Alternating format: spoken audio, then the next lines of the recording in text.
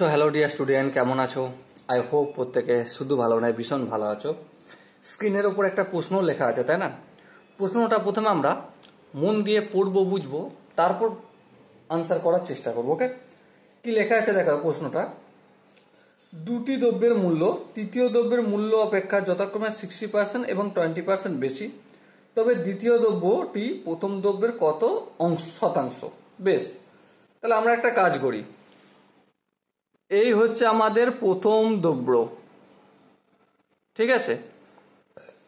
এই হচ্ছে আমাদের দ্বিতীয় দ্রব্য, ঠিক আছে? আর এই হচ্ছে আমাদের তৃতীয় দ্রব্য।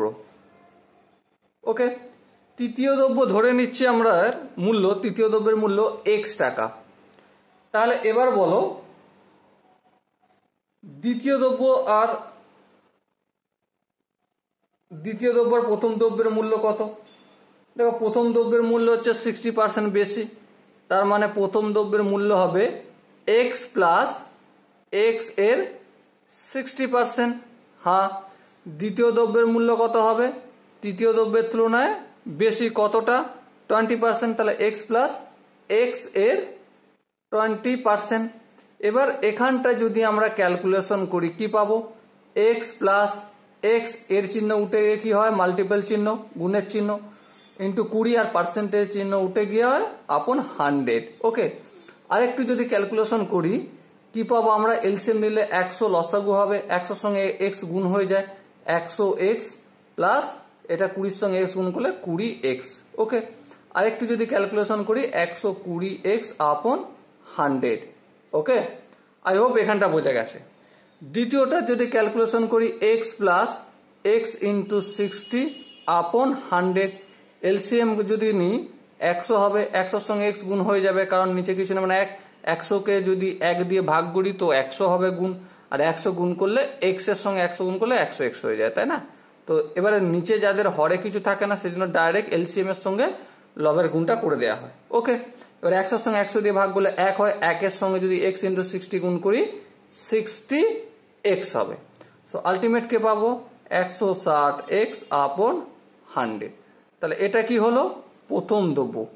এবারে কি জিজ্ঞাসা করা হয়েছে? জিজ্ঞাসা করা হয়েছে আমাকে যে তবে দ্বিতীয় দ্রব্যটি প্রথম দ্রব্যের কত শতাংশ? তুলনা যখন করা হয় তখন নিচে কাকে লেখা হয়?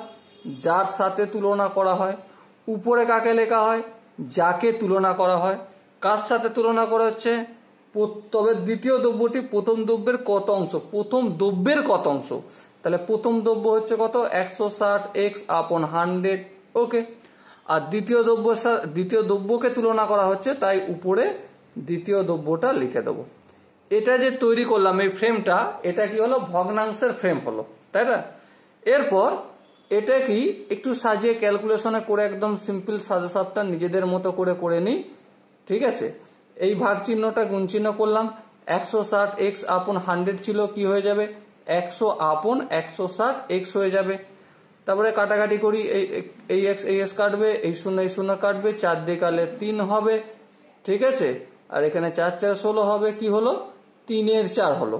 কিন্তু আনসারটা কিসে পেয়েছি? ভগ্নাংশে। পার্সেন্টেজে যদি আমাকে কনভার্ট করতে হয় তো কি করব?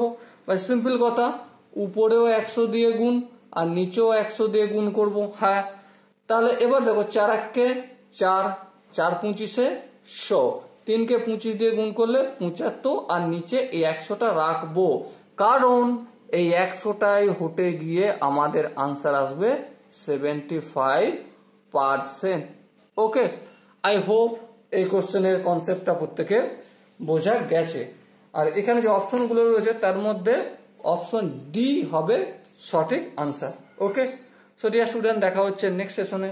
ততক্ষণ পর্যন্ত ভালো থেকো, সুস্থ থেকো এবং জয় হিন্দ।